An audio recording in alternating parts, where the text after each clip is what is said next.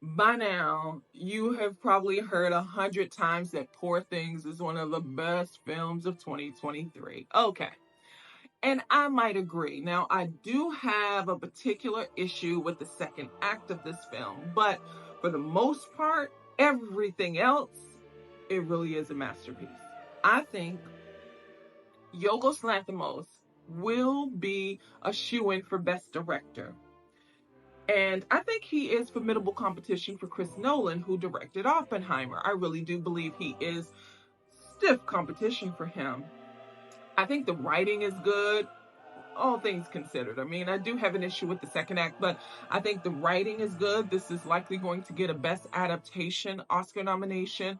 The performances, I mean, come on. Emma Stone, this just solidifies that she is one of the best actors of her generation. She is so brilliant in this film. The physicality and the genuflecting of her body, and that speaks to how great Emma Stone is. It's not slapsticky, her performance, but it is very physical. She uses every part of her body and soul to get into this character, and I think she pulls it off brilliantly. Mark Ruffalo is great. Willem Dafoe, I mean, this resurgence of his career is just like his one after the other. He's knocking them down. He's probably going to get a supporting actor nomination as well. He is really good in this film. The issue I had, I preferred his character's arc more than the others. I'll tell you why I didn't like the second act. Now, this film is over 2 hours long, and I do believe that it earns your time. Runtime is over 2 hours, but you will appreciate, I feel like, you'll appreciate the journey of these characters. I just didn't like the second act because she becomes this sex crazed, this sex pot maniac that we've seen done so many times. And I'm just tired of it personally. Now, let me get into some spoilery territory, even though this is covered, if you're watching closely, this is covered in the trailer. Willem Dafoe, he has this ability. He's such a genius, a master genius, mastermind, to resurrect and repurpose or recycle life.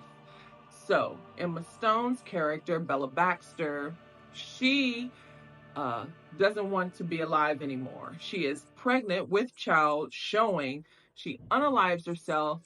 Dr. Baxter finds her dead, and he takes the brain of her unborn child, transplants it into her head, and then she becomes resurrected. She gets new life.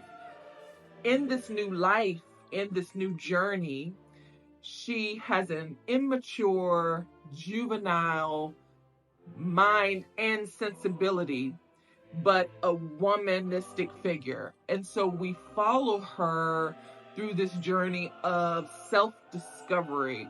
And in this self-discovery, as she matures, she discovers sex. She discovers her sexuality. That's where they lost me, because I understand the discovery of your sexuality, but it just devolved into this sex crazed maniac, and it spends about an hour of her just having sex randomly with everyone. And I think that just depreciated the character. It just made the journey of this protagonist uncomfortable. So there's that.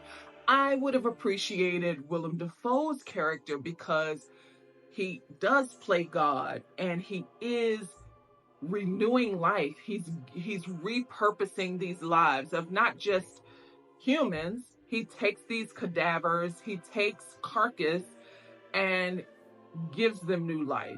And that has such a spiritual undertone that I wish we discovered more in this film than the sex pot, rediscovering sex. Now Bella Baxter, is redeemed by the third act, but the journey getting there was just so uncomfortable. But that said, it's still a really good movie, and I think it's still a good script because there's much to be said about that. Now, I'm going to see this again. This film is going wide this weekend.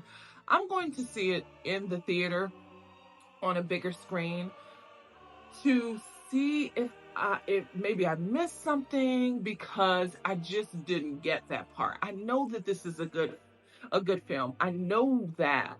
I do understand art and how cinematically beautiful this is. Like, this looks like art in motion. It really does. Why do we have to always go there? It felt so manispheric. And so I just want to hopefully feel, maybe I'm overreacting. I don't know. I just want to experience this in a different light, and maybe seeing it with a wider audience, maybe I will feel differently about that act. But it really is uncomfortable. Tell me if you've seen it. Do you share my sentiment about that second act? Like, I'm so over. It's like, are there any other stories? You know what I mean? There was so much meat on the bones. There's so much concept here. And then we have to spend an hour with her having sex on screen. Like, all of these sex scenes. I was just like, come on. But anyway, Poor Things is going wide this weekend. I admonish you to see this film on the biggest screen you can find. And please come back and tell me what you think about this film. Is this on your top 10 of 2023, or is this a absolute chop for you?